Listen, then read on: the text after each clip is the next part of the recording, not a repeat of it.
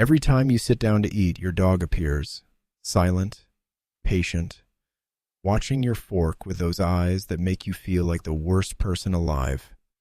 And you've always thought they just want your food. They don't.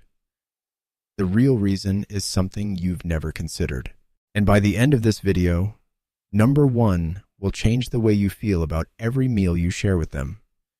This isn't about hunger. It isn't about being spoiled.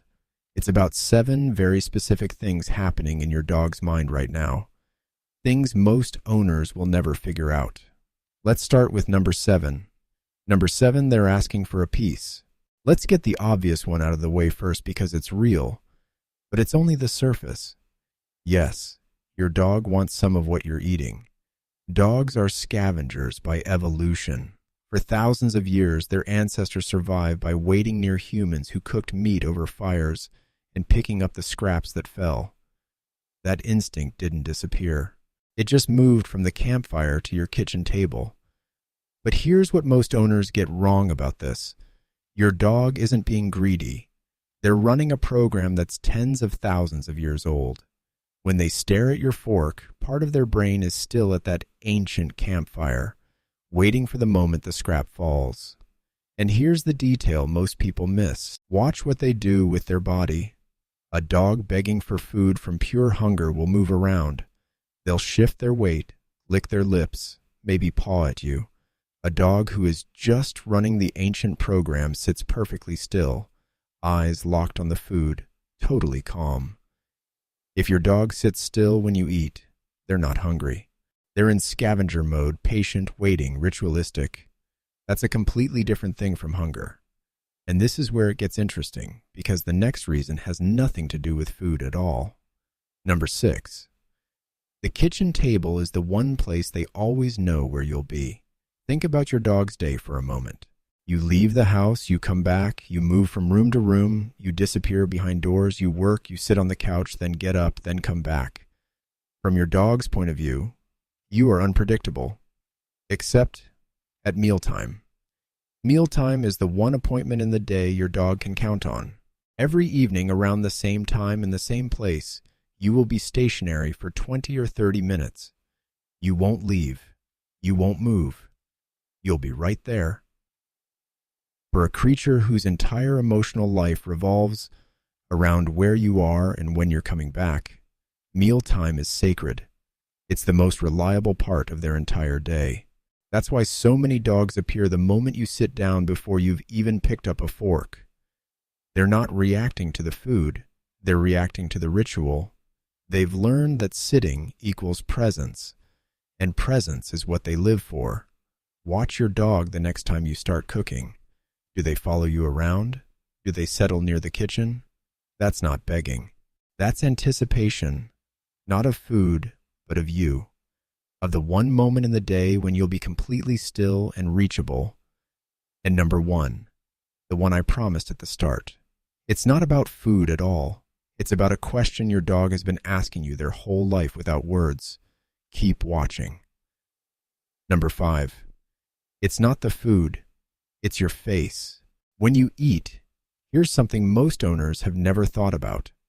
When you eat, your entire face changes. You relax.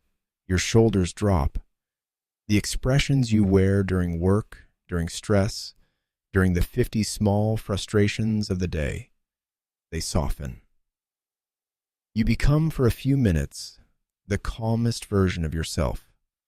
Your dog sees this. Remember, dogs read human faces better than almost any other animal on Earth. Studies have shown that dogs can distinguish between dozens of human micro-expressions. They know your angry face, your worried face, your tired face, and your happy face. They've been cataloging them since the day they came home. The face you wear at dinner is one of their favorites. It's relaxed, it's content, it's you without the armor you wear outside. When they stare at your fork, part of what they're actually watching is you. Your jaw moving, your eyes softening as you taste something good. The tiny smile at the corner of your mouth when you enjoy a bite. For your dog, that's a beautiful version of you that they only see at certain times of day. The meal is the container. but the real reward for them is getting to witness you at rest. The next reason takes us back to something ancient, something buried so deep in your dog's brain that they can't help but act on it, even if they've never gone hungry a day in their life. Number 4, they're confirming there's enough food for the pack. In a wolf pack, food is not individual. Food is collective. When the dominant member of the pack eats, every other member watches. Not because they're hungry, but because they need to know. They need to know there is food. They need to know the leader is eating, which means they're surplus. They need to know their place in the order. Your dog inherited this wiring completely intact. When you eat, an ancient part of their brain is taking inventory. Is the leader eating? Yes. Is there enough? Yes. Is everyone safe? Yes. That watchful stare isn't judgment. It's a threat check.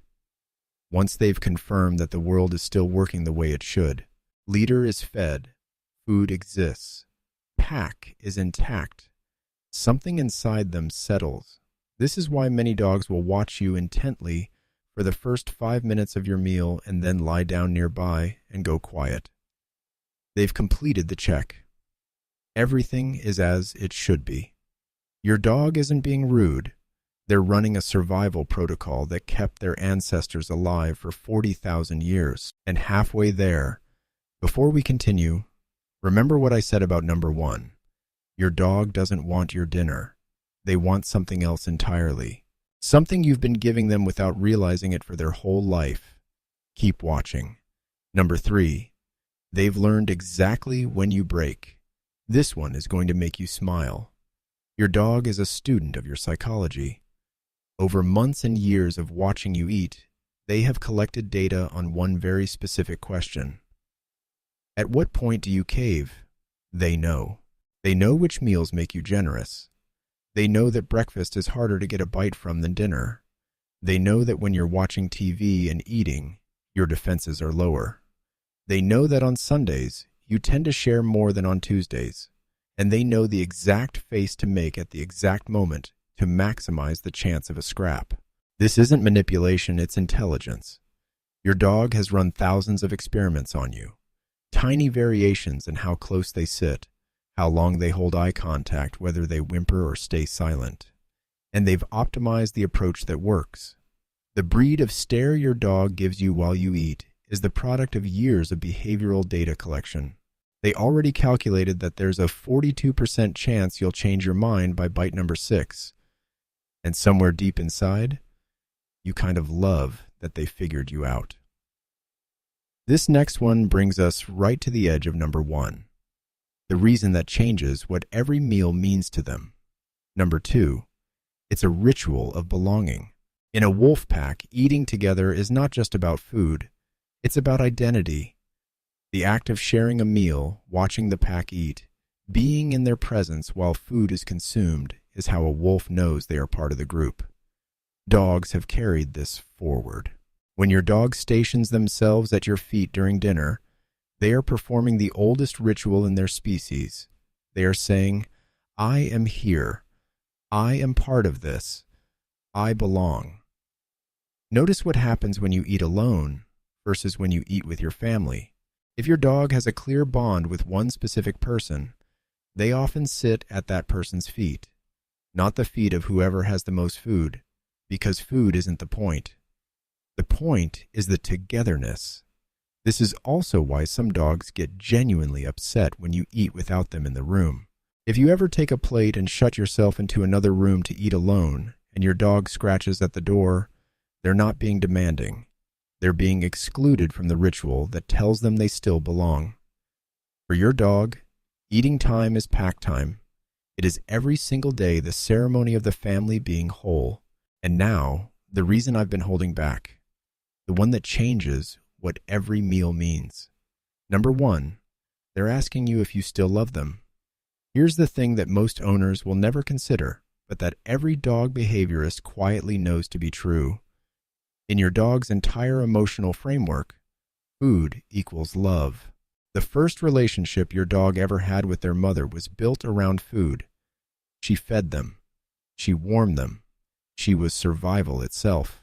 In a dog's brain, being fed by someone you love and being loved by someone who feeds you are not separate concepts.